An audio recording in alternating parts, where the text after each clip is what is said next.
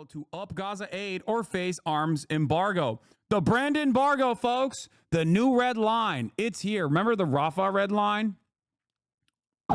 All roads in this multi-country conflict lead back to Gaza. Last night in the north of Gaza City, paramedics raced through the remnants to the fresh hell of another Israeli strike.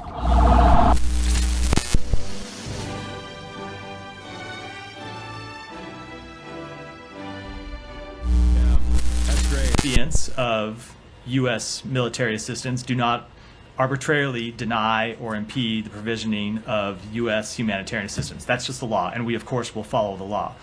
But our hope is that Israel will make the changes that we have outlined and that we have recommended, and that the result of those changes will be a dramatic... Why would they do that? Why would they do that? Of course they're not going to do that. They've never done that. For 12 months, you haven't done that. Dramatic increase in humanitarian assistance. Ultimately, we are focused on the bottom line here. It's just it. Humanitarian assistance had been low. The changes that we had recommended had gotten it up, and those levels have not been sustained. And so we need to see further changes by the government of Israel. I mean, obviously the timing of this, I know you don't explicitly do politics, but there's an election coming up here. To what extent is that a factor? I mean, 30 days from now would be after the U.S. election. It's been a year since the conflict has been ongoing. The president has repeatedly warned Israel about assistance, about civilian casualties, with at best mixed results sometimes. This happened in just 30 days before the election. I mean, to what extent was the election a factor? This is not a factor at all. The bottom line is we felt it was appropriate, if we are making clear to the government of Israel that there are these changes that need to be implemented, that we give them an appropriate period of time to implement them. We didn't think it was appropriate to send a letter and just say this has to happen overnight. We give them make clear there's a short window in which we want to see changes because the humanitarian situation is so dire on the ground, but it is appropriate to give them some time to work through the different issues and find ways to get the level of trucks, get the level of food, water, medicine back up to acceptable levels. Yeah, Amira. Hi, Matt. So the 620I Foreign Assistance Act actually doesn't have the word arbitrarily. You say it's the law, but the NSM 20, which is the memorandum, has the word arbitrarily. So the Foreign Assistance Act says, when it's made known to the president that the government of such country prohibits or otherwise restricts directly or indirectly the transport of delivery of United States humanitarian assistance, it does not have arbitrarily. So given you are already saying humanitarian assistance is very low and putting in front of Israel a bunch of concrete measures on how to improve it, why are you waiting for another 30 days to implement the law? Because we believe it's appropriate to give them a chance to cure the problem. And international humanitarian law does make exceptions for certain, I'll give you an example. Dual-use items is a good example. If there are dual-use items that legitimately could be used as a military purpose, of course, governments aren't required to let those dual-use items in, which is not to say that they can use that exception as a blanket restriction on anything that can be used as a dual-use item. For example, if there are military movements happening in a certain period of time, governments can restrict the provision of humanitarian aid during that period, because obviously you wouldn't want to put humanitarian workers at jeopardy. So it is not accurate to say that there can be no restrictions. It's that those restrictions ultimately can't block civilians from getting the humanitarian access that they need. And that is what we're focused on doing. And so we think it's appropriate. Ultimately, what we want to see here is results. This isn't about making a return. Bro, you don't understand. There is dual use for the fucking flour, okay? Dual use goods, baby. Scissors. Dual use. Could be used for terrorism. Could also be used to cut medical gauze, but guess what?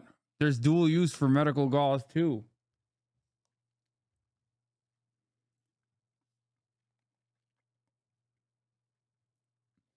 I feel like this community's gotten so doomer-pilled, it's hard to watch y'all at this point. Man, something about directly looking at a ongoing genocide for 12 fucking months on end with seemingly no improvements to the living conditions of the Palestinian people as it gets worse and worse every fucking day, kind of has a doomer slant to it, don't you think?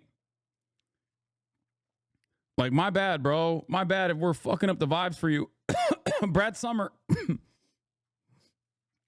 What do you mean, dude? The fuck? It's not only just like doomer pilled or whatever, okay? I try to do my very best in the midst of the ongoing coverage of the fucking genocide that we are funding and facilitating. I try to do my very best to just have like a cheery approach to see the fucking silver lining. But beyond that, like, I give liberals what they want. I give liberals the electoral calculus as well to all of this. Like, if that makes you feel bad, if that makes you feel shitty, I don't know what to tell you, you know? Smile and dial, dude.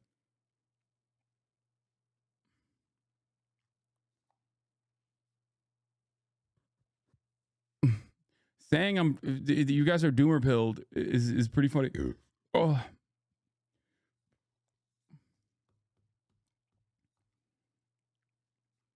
Vibe check. It's no longer Brad Summer.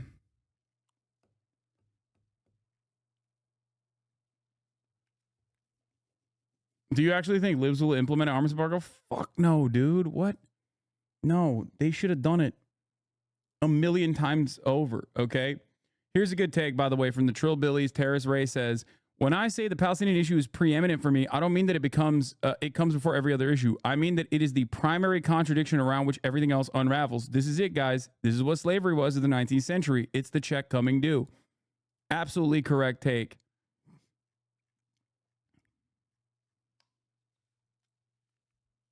No, I'm not going to do his accent. Shut the fuck up. But it's correct. It is the most like obvious, glaringly obvious inconsistency that you can imagine. It goes against every single fucking moment that America has stood tall and proud atop the fucking mountain of empire and said, we are the preeminent defenders of the rule-based international order. Okay? It just showcases in full display that we are a bloodthirsty, genocidal empire that has no issues eviscerating children, no issues eviscerating teenagers inside of a tent in a fucking hospital, lighting them on fire. That's it. It is a wake-up call, in my opinion, for a lot of people in the Western world, too. Like, they see it. They see how America's response to this is to try to pummel anyone and everyone that says, hey, this is fucked up.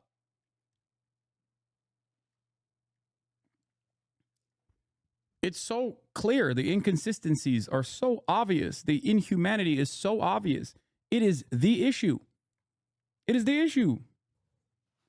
And in a way, it's like when people go, well, what about this? Or what about that? What about Sudan, right? Like, those are obviously massive humanitarian crises as well that countries that we back are funding and facilitating, like the UAE. But beyond that, this is a direct through line of America, what America says versus what America does. Okay?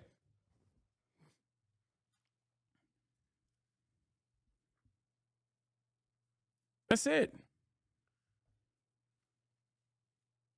No, it's not whataboutism, Andy's. Like, that is a massive humanitarian catastrophe also unfolding right there. They're directly in the hands of our allies, utilizing some of the bounty that we have afforded them in terms of security contracts. The issue here, however, is that is still like at least 2 ticks removed from direct American intervention, whereas America and Israel are like this. Okay?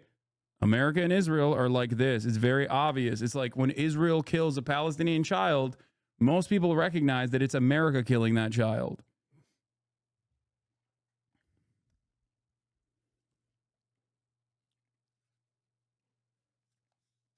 So what is this guy saying here? Israel should let the aid get in and then bomb them? Yes. And Israel's saying, nah, we're not even going to do that. Rhetorical statement. It's not about making any kind of threats. It's about seeing the situation reversed. And so that the civilians in Gaza who are not getting adequate access to food and medicine and other humanitarian goods today actually see, as a result of our efforts, a change in their daily lives. And that's what we're focused on achieving, and that's what we are trying to achieve through this letter. Sure, but I guess what I'm trying to get at, and I'll ask you again, is like, we've been at this for over a year now. You have made these warnings dozens of times, if not more, from this podium. Secretary has done it, President of the United States has done it, and yet we're here. Other outlets have reported, that Reuters has reported all the way back in April, that officials from this department have assessed in internal memos that Israel, quote, is persistently and arbitrarily impeding Matt Miller, the baby killer, aid in Gaza. So if the law is already being, like, I mean, if it's already doing it, why is the United States waiting? So, first of all, that is not, so we've been over this before, I know, from this podium. There are people that reach that conclusion, and there are people inside this building who reach the opposite conclusion. So I think it's... Oh, shit, dude. There's people have reached the opposite conclusion. No, they haven't. No, they haven't. They're just lying, okay? That's it. They're just lying. And it's pretty obvious that they're just lying because virtually every, not even virtually, every single humanitarian aid organization, international institutions of justice have come to the same exact conclusion after stepping foot inside of Gaza. Israel is not rendering aid to the civilian population of Gaza as they endlessly bomb them, as they move them around the Gaza Strip, tens of thousands of people at a time, and fucking kill them in the process and blow up the fucking safer zones, which is a new distinction. It's not a safe zone because safe zones come with, you know, legal qualifiers of what you can and can't do. So they're calling it safer zones, and then they bomb those safer zones as well.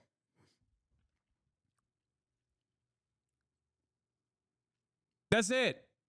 That's it. Every single institution knows exactly what the fuck is going on, and including, but not limited to, the American State Department. Their own internal memos show this reality. You read all of that, you see all of that, and you go, I don't give a fuck. That's it.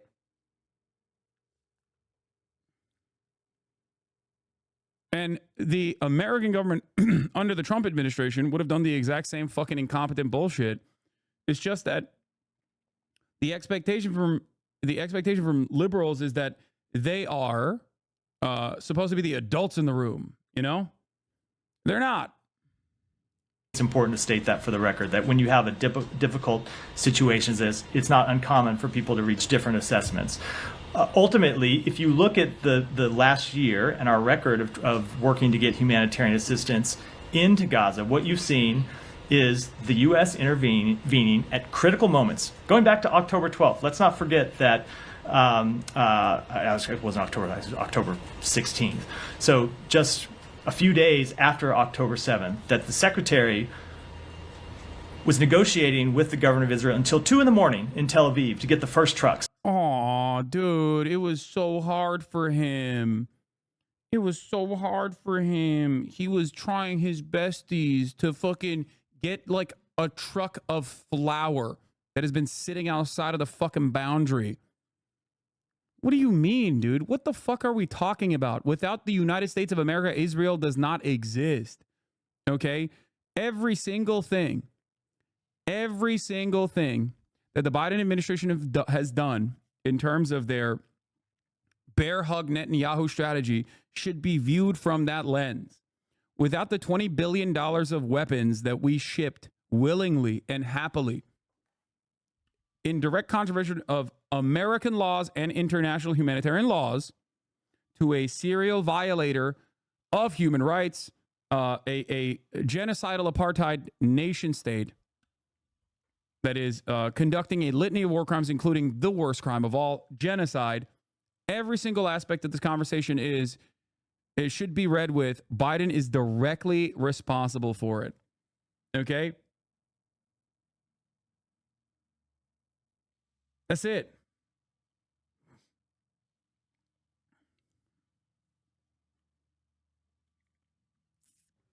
Like, we literally have, as of yesterday, actual boots on the ground. 100 American troops have been deployed into Israel to beef up Israel's anti-ballistic missile systems, okay? Missile defenses. Why are they doing that? Because they want to defend Israel when Israel inevitably does not listen to Joseph Robinette Brandon and fucking blows up nuclear silos or whatever the fuck, and Iran rains down missiles. Will that be successful? Will the 100 new American troops, will the 100 American troops be able to defend against a barrage, a salvo of Iranian hypersonic missiles? I do not know. Probably not. But it doesn't even fucking matter. These guys have dropped the ball so spectacularly that at this point, they don't even give a fuck about not only the hostages in Gaza, that much is obviously clear, but they don't even give a fuck about the civilians living inside of Israel. They do not give a fuck about the potential devastation to the global economy. They just are so one-track minded, so short-sighted on this matter that they are just trying to give Israel as much territorial acquisition as possible before time runs out. It is desperation. I've repeated this when talking about Nazi Germany. I'm sure that there were Nazi generals that were like, well, I mean, I know for a fact that there were Nazi generals that were like, hey, dog, what the fuck are you doing? We're going to assassinate you to Adolf Hitler. There was a plot even internally. Okay. There were probably plenty of people that were like, dude, don't invade Russia. What the fuck? And he was like, 9, I'm going to do that anyway. You can't stop me. Okay. We then turn around and look at that and go, how did they go so wrong?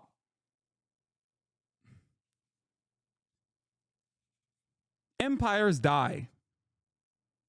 Okay? Empires die. Countries make mistakes. Countries are not these infallible, like, overseers that are always making the right tactical, that are always taking the right tactical approach.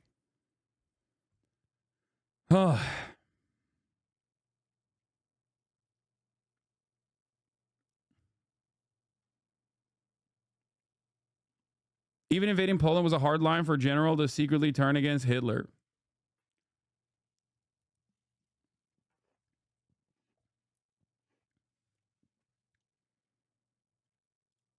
Into Gaza. I know you were there. And over the coming months have intervened on multiple occasions when we thought the levels of assistance getting in weren't sufficient, when there were policies that needed to be changed, when there are new gates that needed to be opened. We have intervened to get that to happen. And you have seen those results. You've seen us go from 1 crossing being open to 4 crossings being open. And that is the result of U.S. intervention. Now, to answer your question, we have always said that this is an ongoing process, and our assessments are ongoing. They're not static, they're dynamic. And so when the situation changes, our assessments will change and we'll act accordingly. And that's what we're doing. Oh, shut the fuck up. I can't deal with this any longer. Okay. U.S. tells Israel to up Gaza aid or face arms embargo. The Brand embargo, folks. The new red line. It's here. Remember the Rafah red line? All roads in this multi-country conflict lead back to Gaza. Last night in the north of Gaza City, paramedics raced through the remnants to the fresh hell of another Israeli strike. جايبين أكل وخبز كاينين في المخبز واقفين على الدور لهم نص ساعة ومروحين على دورهم يطعموا أولادهم. They arrive at the scene.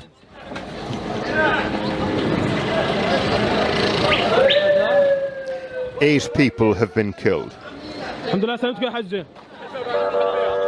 Families are fleeing in the opposite direction.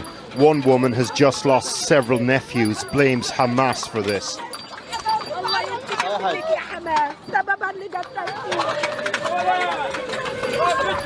Another woman lost her son, blames Israel.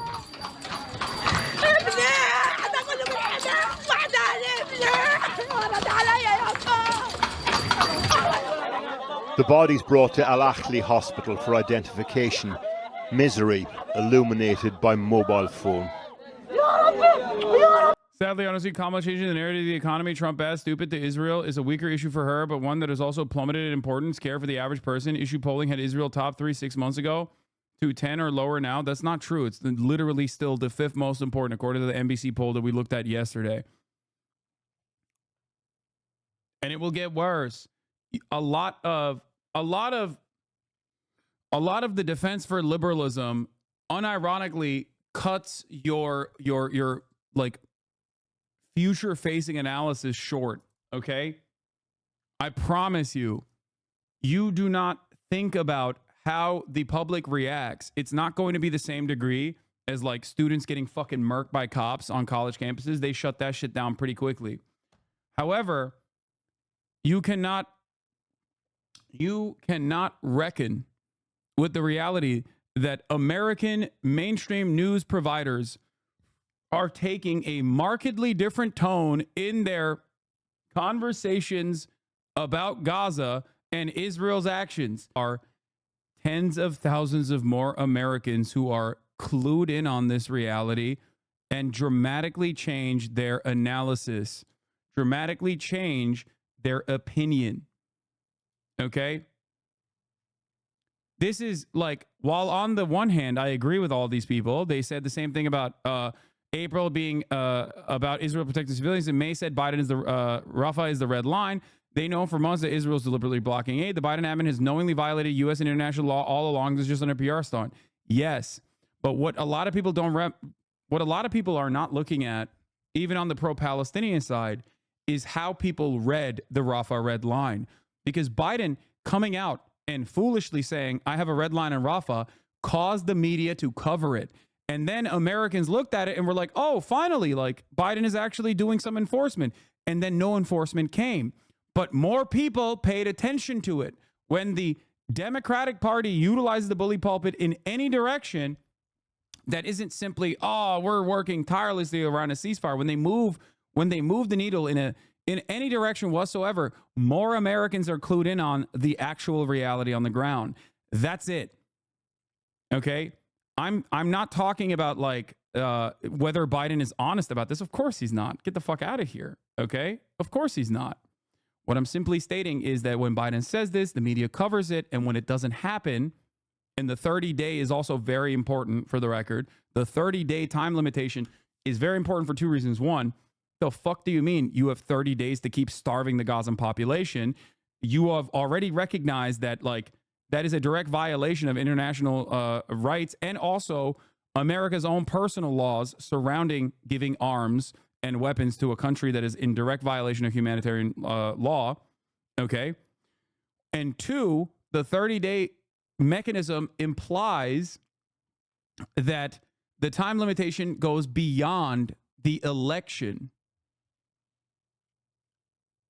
Biden could have said 1 week. He could have said 2 weeks. He said 30 days.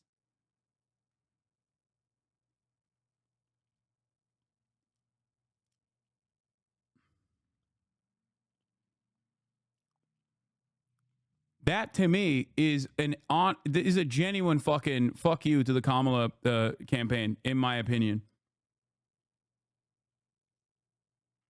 Yeah, even if people don't care about the humanity or the war, they care about the president being strong. When there's a war going on and he says he's going to stop it but isn't, he looks weak. And so does Kamala. Trump says he'll end it. They trust him. He's tough. Thank you. Exactly. It's the simplest way to explain it. Americans that do not personally care about the war or the humanity or the death and destruction, and I'm willing to bet that there are far more Americans that do care, that see it, and they don't want to hear about it. You know what I mean? They just want it to end. Some care because like our tax dollars are going to do this. Some care because of the humanity of the situation. Some care because they fancy themselves to be like peaceful doves who don't like war. Okay?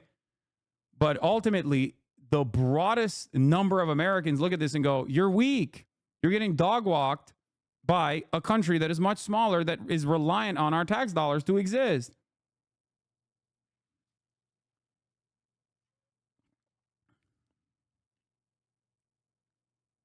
Do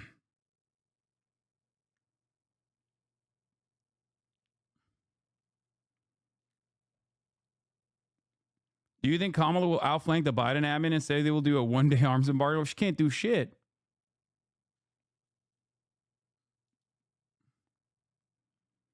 Biden spokesman at the White House and State Department declined to say the U.S. will restrict arms sales to Israel if it continues to blockade, raising doubts for some about the seriousness of the U.S. warning.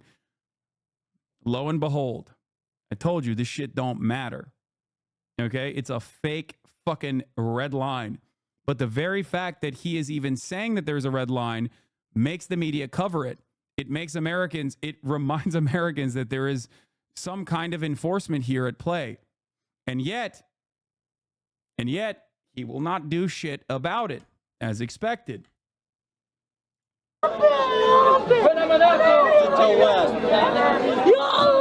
He addresses the crowd, asks, "Why did my brother have to die?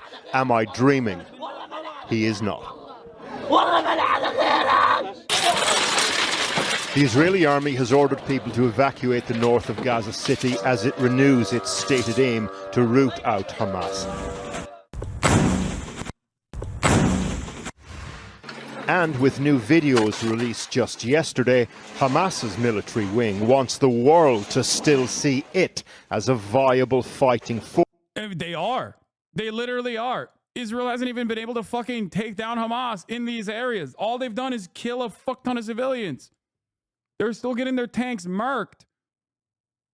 It's Merkava. Force operating in these neighborhoods. Hamas is a shadow of its former self militarily.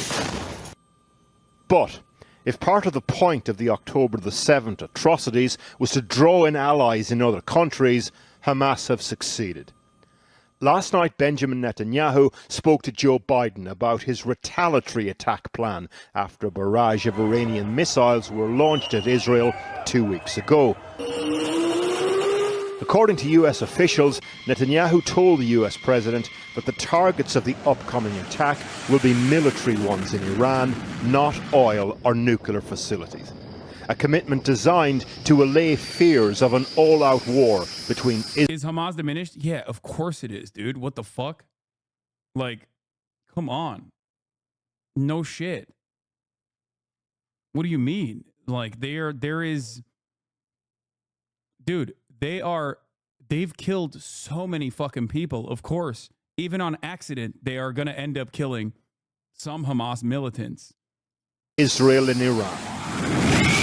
Imagine being in the pocket of Twitch. How sad can you be? You will get what's coming for you. Let's not ban this guy because I want him to talk about this a little bit more. What do you mean by this? Like, do you think I had a hand in getting Asmongold banned or something? Is that what you think? Like, what? Please lean into this a little bit. I would love to hear what you mean. Is there a point in time where you think that, like, anything that happens in the world that sucks is not related to me? Also, what do you mean about, like, you will get what's coming for you? Are you going to fucking kill me? Like, what do you mean?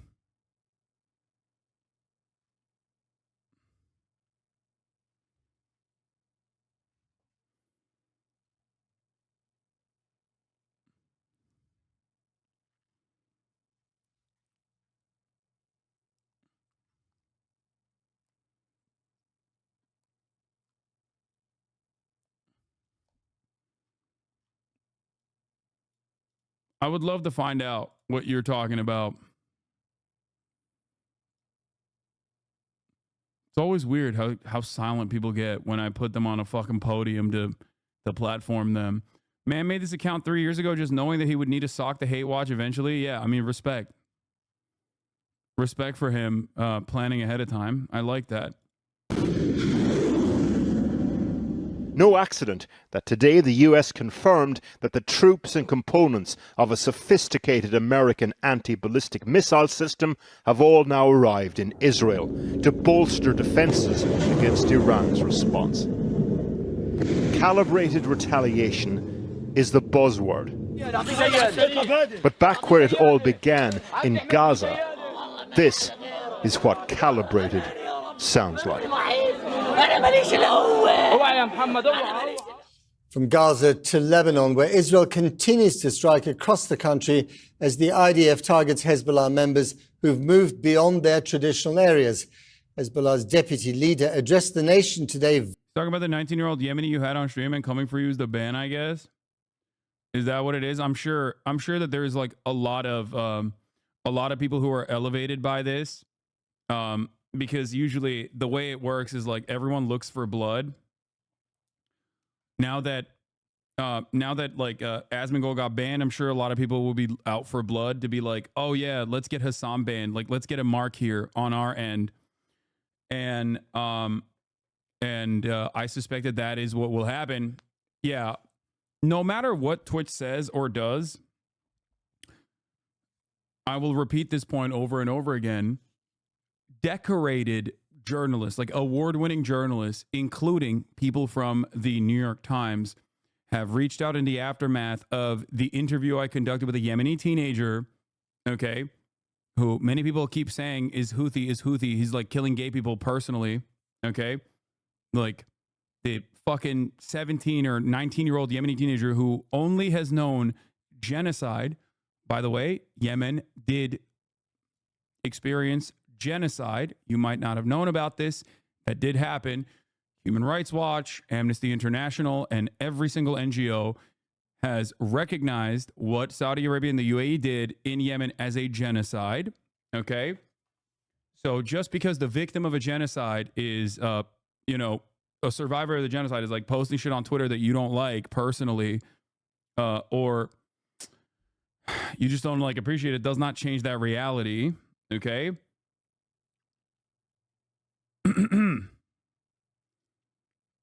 That is correct. They think you set him up to be banned by interviewing him, and how it's hypocritical that you didn't get banned for taking part in that conversation. That's insane. No, nothing that Asmongold said in our conversation is related to his ban. I suspect that, and I didn't even know he was banned until I was live earlier this morning. But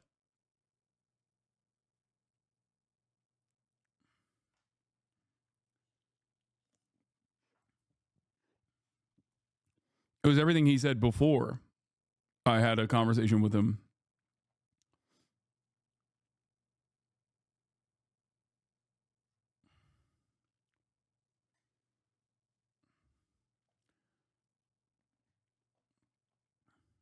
I was as cordial as I possibly could be in this circumstance. You can try to brigade it as well as you want, as much as you want. And I might even get fucking banned, right? Twitch might actually cave on this shit, as they have done in the past. It does not change the reality of the truth. In terms of the fact that Yemen experienced a genocide, that is correct. In terms of the interview that I conducted being of journalistic worth, that is also correct. Not only did I conduct an interview with this person, but also so did the BBC. The New York Times personally reached out to get access to this person. Award-winning, decorated, investigative reporters celebrated this interview as a good thing. Okay? You might not agree with it. You might massage it as much as you want.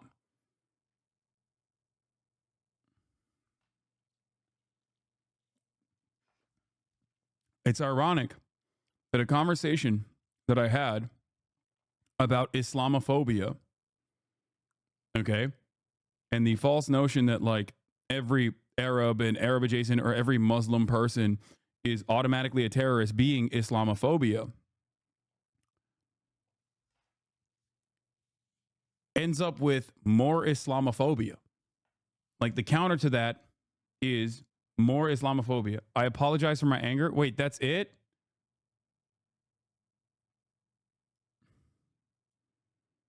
You are completely delusional and you people will never win. Simple as. Okay.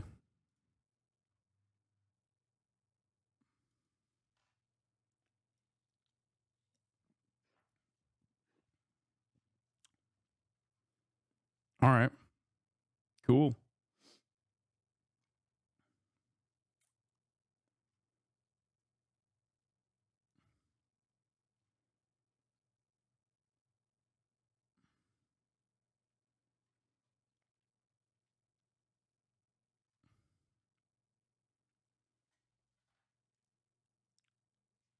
Asmongold, in my opinion, in terms of being a massive content creator, is a larger content creator than me. So much so that his alt account is bigger than my main account. If the conversation is about like how much pull I have personally, no, I did not reach out to Twitch to get him banned or anything like that. Okay? Don't be fucking ridiculous. In terms of like his worth to Twitch, he has a higher worth to Twitch than I do in terms of the numbers. Vowing to continue the fighting. Our international editor, Lindsay Hilsum, is in the capital, Beirut. Lindsay. Matt, the Lebanese Prime Minister Najib Mikati said today that he'd been talking to the Americans and they had assured him that Israel was going to lessen its attacks here in Lebanon. Well, there's no sign of that. There were This lady is awesome. Lebanon, Hezbollah. multiple strikes, particularly in the Bekaa Valley overnight. That's one of... I hate this fucking community. Y'all are intolerable. Joe Biden is like 80 years old. Just let him do a little more genocide, please. He's been a public servant his entire life. Why does it matter to you? You're right. Let Joe Biden get another crumb of genocide, man. Come on. It is fucked up. You're absolutely correct on this. Just let him have it. He's having fun. He's having fun with it. He's enjoying it. Of Hezbollah's strongholds and in other places too. More than that, we hear that the Israeli soldiers are beginning to demine the area where Syria, Lebanon and Israel meet. That's to the east. And the suggestion is that they might be considering or preparing to move over the border into Lebanon from the east as well as from the south. So that's of concern too.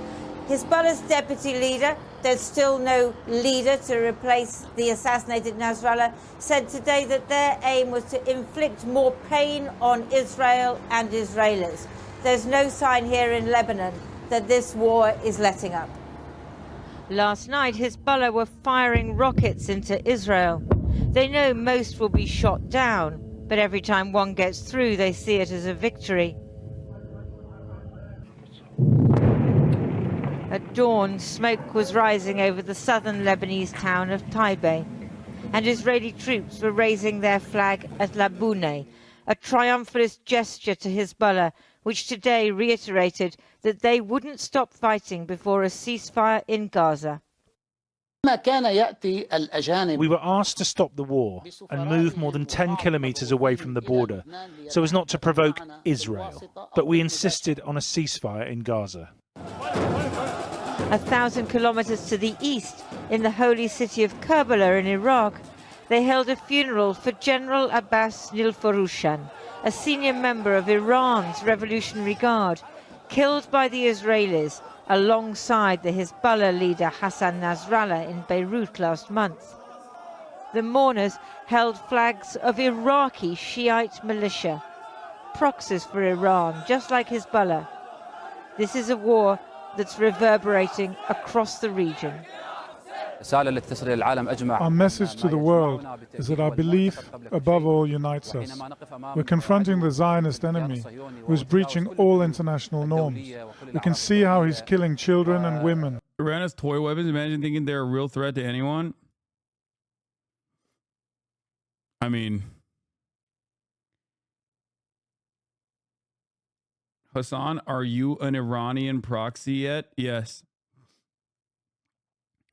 Their toy weapons seemingly were so significant that like America had to bring in 100 troops with our own anti-ballistic missile defense systems into Israel. You only do that when I guess you personally think like, nah, Israel's got this on its own. From Gaza to Lebanon. A second funeral for the same man was held in Tehran, attended by Ismail Khani, head of the Revolutionary Guard Expeditionary Arm. who had himself at one point also been thought dead. These massive gatherings are designed to show Israel and the US that the Islamic Republic and its proxies remain unbowed, despite Hezbollah's losses and Israel's threats to attack Iran again in the coming days. Such defiance may be less welcome in the largely Christian village of Aitu in northern Lebanon. This morning, rescue workers were still digging out bodies after it was hit by an Israeli strike yesterday. Families had fled here from southern Lebanon seeking safety. We've lost everything, he says. Our clothes, our savings, our personal belongings, nothing is left. Across Lebanon and the region, people who have nothing to do with these battles are caught between forces they can't control, watching all they have built over a lifetime destroyed in a moment. Yeah, bro, who's destroying the villages? Like, who? Who's destroying? Like, there is no caught between a battle. It's like, no, there's one group that is invading a sovereign nation. That's not fucking Hezbollah. Okay? The group that is invading the sovereign nation here is Israel. The entity that is destroying these villages is Israel. These people are stuck between a rock and a hard place with Hezbollah is ridiculous.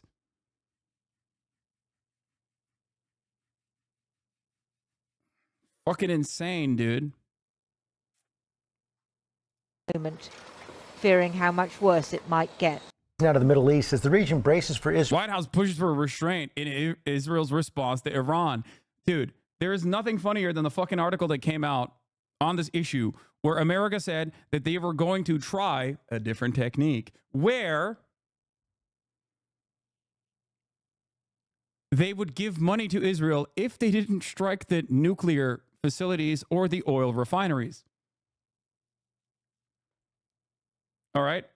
Wonderful stuff. The UK just placed sanctions on 7 Israeli settler orgs and outposts. Most notable of those groups is Amana, possibly the largest and most effective settler organization around right now. These guys are responsible for the innovation of the farms, a newer settlement structure that's helped massively accelerate land takeover and dispossession. They're the second Western country to go after them, joining Canada's sanctions from June. Until America moves in that direction, I will assume that that's ultimately inconsequential. One thing that you have to remember is that those sanctions probably do not extend to the state of Israel actually helping them, because the real problem isn't necessarily the sanctions or the direct money that they get from Western counterparts. But the real problem is that the Israeli government is literally offering them subsidies, literally giving them round-the-clock protection with the IOF, sorry.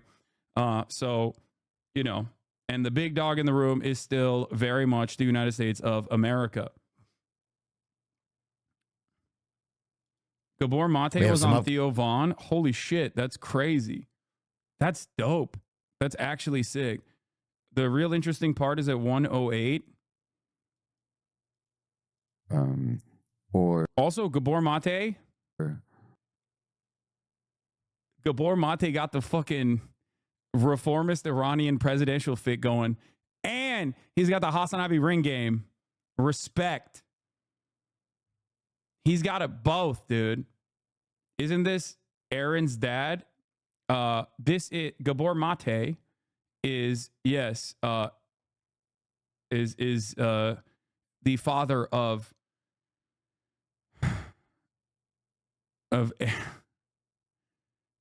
Aaron and his other, Daniel. Aaron and Daniel's dad.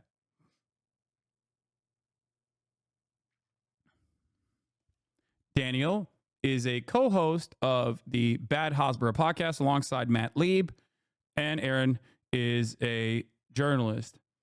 I need your thoughts on Max Blumenthal. I am not going to talk about Max Blumenthal right now. Get the fuck out of here. I am not interested in having a conversation about Max Blumenthal because for all the insane shit that he's done,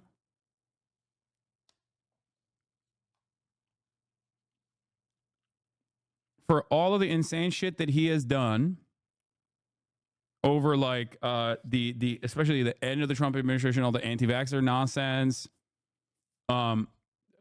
Gray Zone has done a pretty decent job in covering all the stuff that pertains to Israel.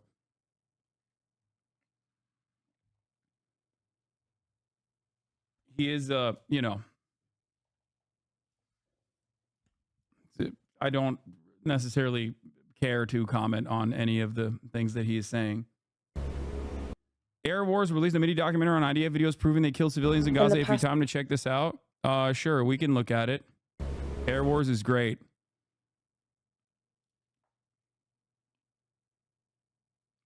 Don't let Gray Zone talk about anything else, though. Sure, that's fine. That's not. I don't disagree with that statement.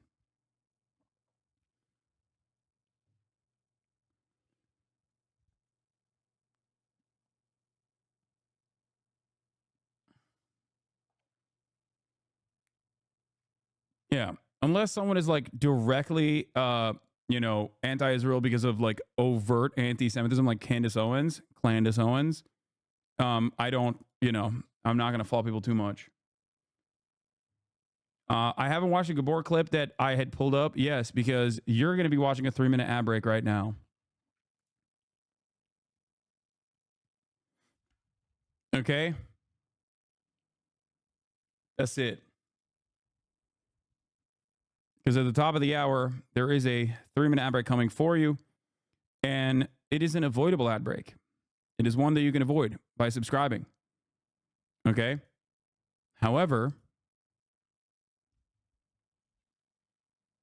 if you don't have a Twitch Prime, you might be cooked. Just kidding. You can get gifted a sub. Here's a 3-minute ad break now. Such terrible things as the children in Gaza are experiencing right now with the daily bombings and all this kind of stuff. What can they... For writing an article about how like everyone has a little bit of a bigot inside of them that they have to combat with regular frequency. They were like, not me, sweaty.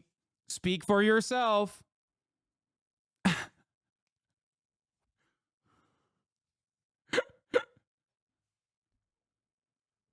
He was a baby during the Holocaust and during the founding of Israel in 47, born in 44. Yes, I know. And in his early years, he talked about being a Zionist, if I'm not mistaken, and very quickly recognized, oh shit, never mind, this sucks. This sucks pretty bad. He probably saw the invention of Israeli EDM and was like, I'm out. As a teenager, he encountered the first version of Israeli techno and was like, not for me, sir. A nation state project that creates such a heinous act, such a heinous display, is not one that is interested in advancing humanity. He said, not in my name.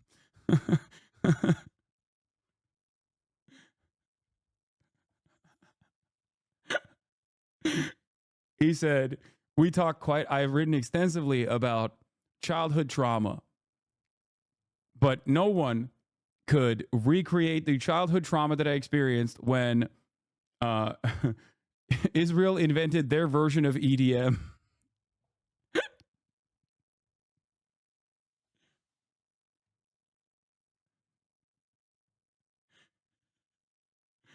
Truly a heinous act. Finish with their beds like you and I did. Mm-hmm. Is because Holocaust studies have been described as Holocaust comparison, which is then called Holocaust minimization and then Holocaust denial. So I think your Anne Frank comparison got you the Wikipedia tag. Yeah. Anne Frank obviously was a victim of the Holocaust, which is a genocide.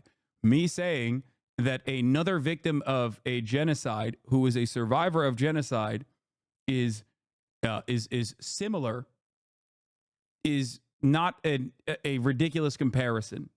Okay? It is not to minimize the Holocaust at all.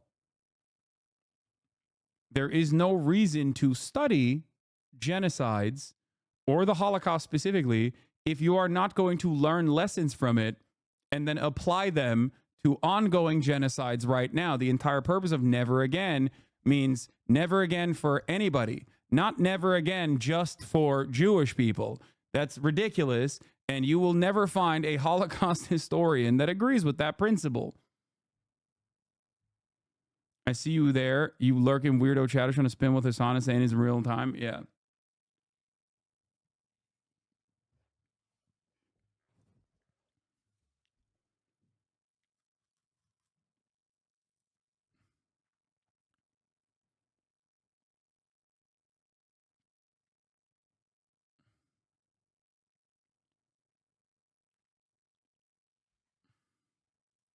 They expressed aggression towards their parents. They had panic attacks, anxiety, fears. Can you imagine what's going to happen to that generation years from now? Years from now. I mean, it just breaks my heart. He said it's like we're watching Auschwitz on TikTok and he can appeal to it given his own experience. Every day when I think about it. Interesting that didn't get the YouTube markers in the way that I did. And for any kids I know a lot of my fellow Jews don't agree with me, but as a Jewish person, I'm not the only one who feels that way. It especially breaks my heart. Yeah. You know? Well, when you put it in that sense, that a kid, imagine a kid like, because what are they going to think?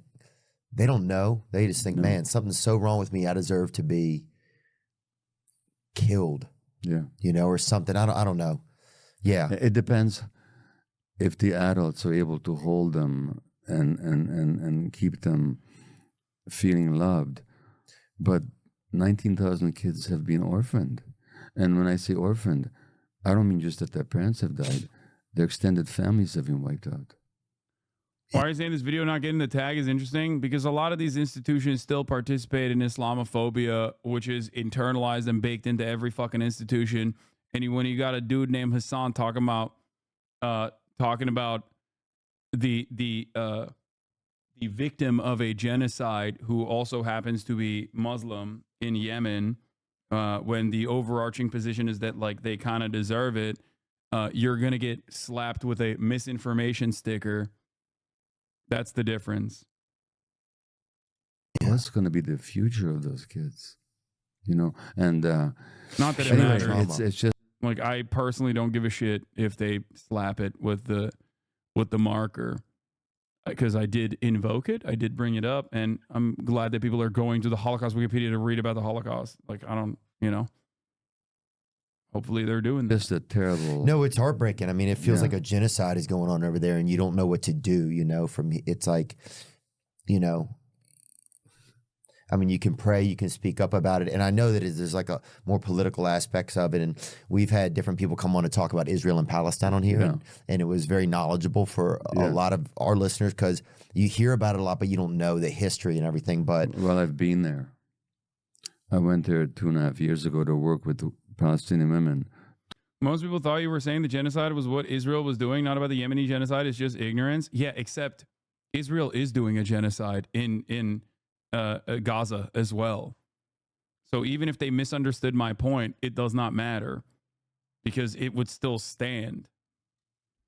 Also, the Yemeni teen is not the only genocide survivor that I have had on this broadcast. I had Motaz Aziza, who is also a genocide survivor. He is a genocide survivor of Israel. Okay?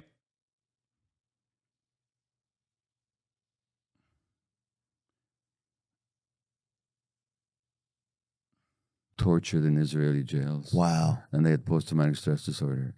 I've seen it with my own eyes. And who's the black American writer? Ta-Nehisi Coates? Ta-Nehisi Coates? Yeah. He just written a new book.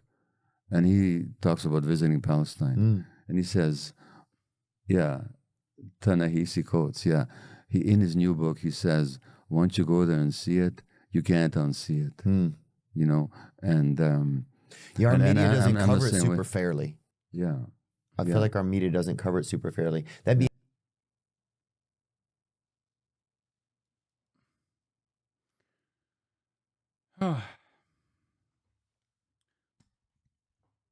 Yeah. I mean, dude, it's fine. He's got the energy. It's in the right place. He's fucking interviewing Gabor Mate, a very prominent anti-Zionist.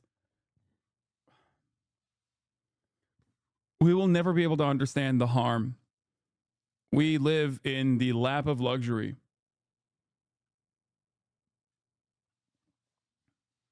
We will never be able to comprehend the traumas that children go through. Gabor's story is actually really fascinating because he speaks directly on how the psychological impact of surviving the Holocaust drew him closer to the Zionist narrative of these so-called new strong Jews who were no longer ashamed.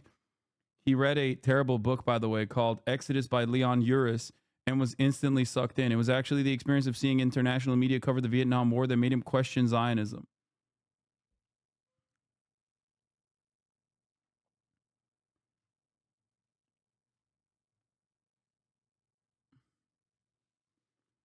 I'm working to try to get Ta-Nehisi on, but you have to understand these guys are not very online, and like he has no fucking clue. From what I understand, he has no clue what Twitch is, who I am. Like he has no idea. So I've reached out directly to people that he talks to on a regular basis.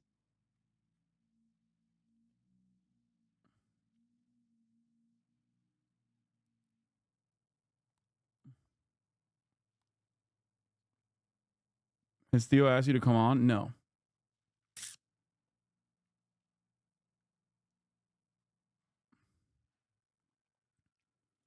Anyway, let's continue.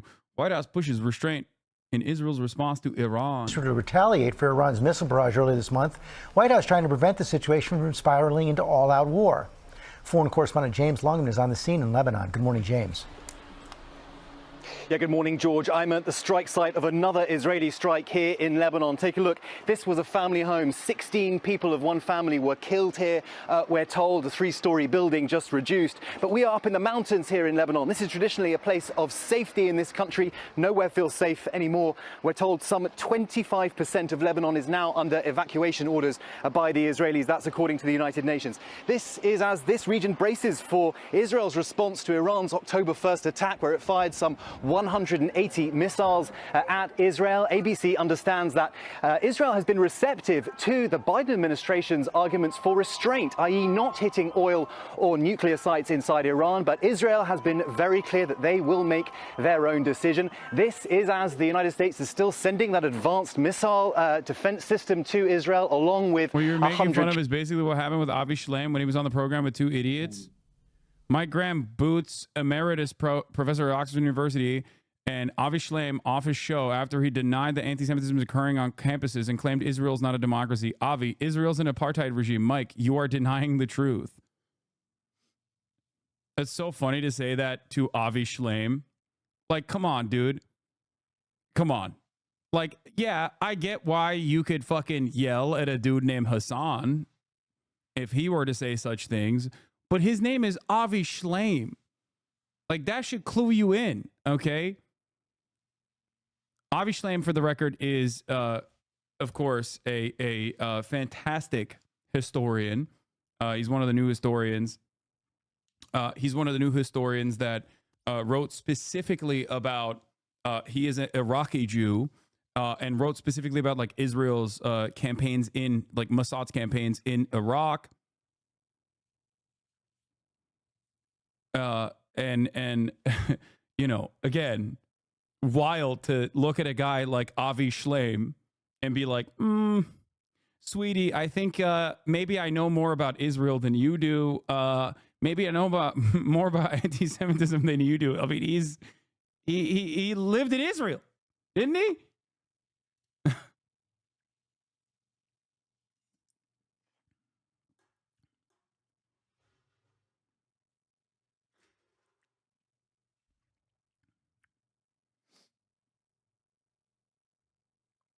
Isn't this the guy who said you can grow concrete?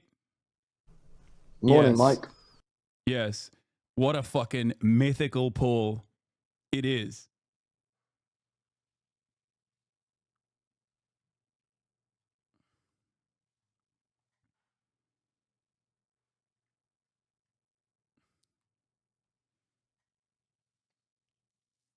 Yeah, he is Israeli. He grew up at a time when, like, I think Arab Jews, like Iraqi Jews, Mizrahi Jews were facing a shit ton more discrimination from broader Israeli society too.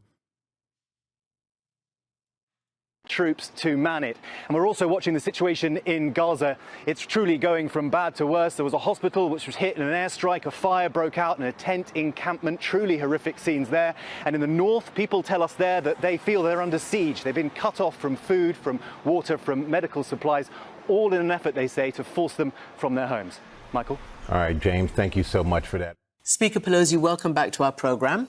Wonderful to be here. Thank you. Let me ask you first, before we get to your book, about current affairs. We've just had this terrible report about the Israeli strikes on Gaza and Lebanon. Now, as they continue their counteroffensives, we've seen an attack on UN peacekeepers in Lebanon, and we've seen over the weekend some pretty dire attacks on a refugee camp, on various areas that dozens have been killed, including children. I just wonder your response to that, given America is the most important ally. Well, the fact is that we just a few days ago observed a one-year anniversary of a terrible assault on Israel by Hamas, a terrorist group dedicated to the destruction of Israel. Sadly, since then, we've seen many casualties of non-combatants, children and families in Gaza, and now some elsewhere in the region. And it's just intolerable. We cannot, war has to be outlawed as a resolution of any conflict or disagreement. But right now, we have to live with the circumstances that we have. We've all been talking about a two-state solution for a long time. When your goat is washed, yeah. It's intolerable, but thank God they have the tolerance for it. You know what I mean?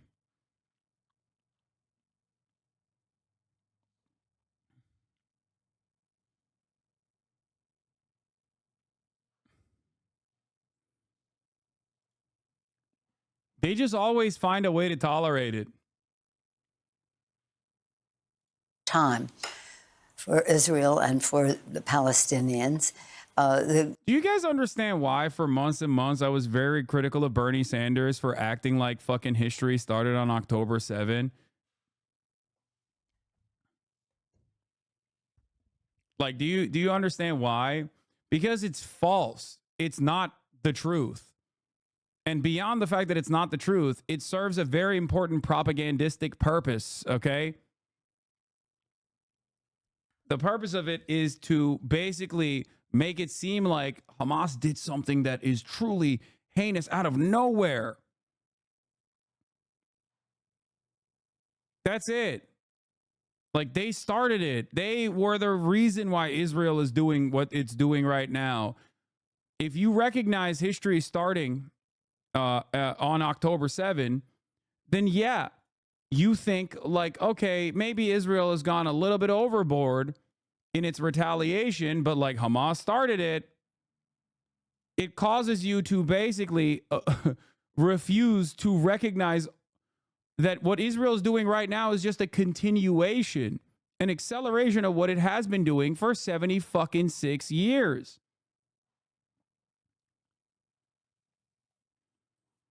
The second lie is that Israel does not have a right to defend itself in the way that it is defending itself, in air quotes, in Gaza or Lebanon. But especially Gaza. Israel is a belligerent occupier of Gaza. It is a territory that it controls with military occupation. It does not have a right to defend itself. It doesn't work like that. It is a direct violation of the rules. There is no defensive genocide. So those are two pivotal ways in which many of these people have basically repackaged what Israel is doing as like, it's kind of permissible, but like maybe they're going a little overboard. Like, no. The occupation is illegal. And that's not just my analysis. That is the analysis of every single human rights organization, and also recently reiterated by the International Court of Justice.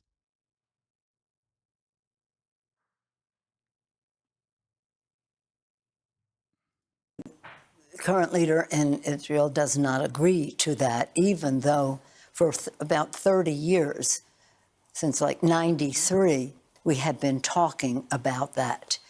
I don't know if Netanyahu wants peace. I don't know if he's capable of peace. I don't know if he's afraid of peace, but he has gone off the course that we all thought we were in.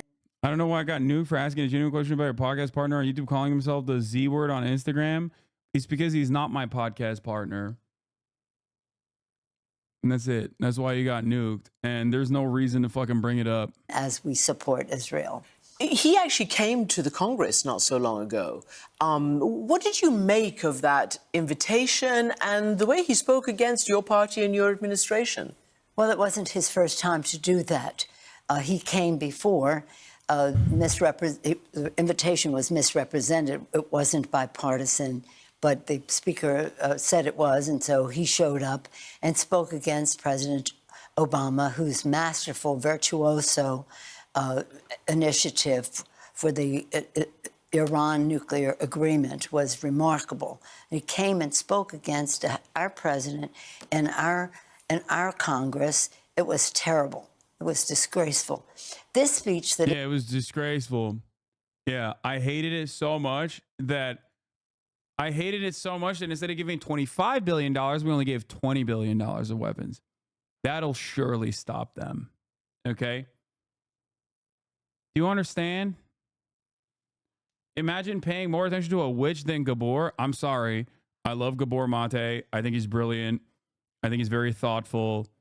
But we agree on everything. And also, he is not the Speaker Emerita of the American Congress, okay? Or the American House of Representatives. You know, we got to move on to continue coverage on things that are happening currently. He made recently, I thought, was the worst presentation ever made by a leader of a country invited to speak before the Congress. I was against the...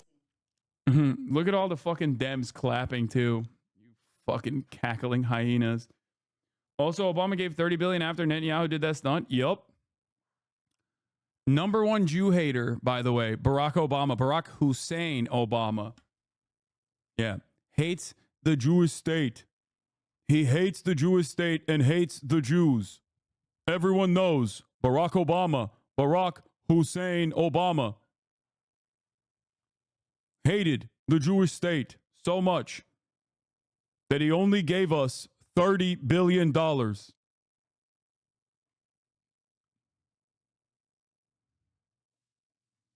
invitation, but I'm not the speaker anymore. And of course, I did not attend, but I did. What Nick thinks of you? Who in your eyes is like Barack? Hassan? No! So in your eyes... Well, he says that, but he means it in a nice way. Most Americans don't view Barack Obama in the way that I view Barack Obama. Like, I don't think he means like I'm a war criminal that would have fucking exploded a Doctors Without Borders hospital in Kunduz, okay? That's not what he means, chat. Calm down. He's not saying I would extrajudiciously kill an American citizen with a targeted fucking strike. Okay? He's not saying that I'd be the drone king and the deportation king, despite running a very progressive campaign. He's not saying that I would lie to the American public about closing Guantanamo Bay only to say, guess what? We're not going to do that. He's not saying that I would never prosecute former administration's torturers and war criminals, and saying we must not look we must not look backward. We must look forward. And pussy too.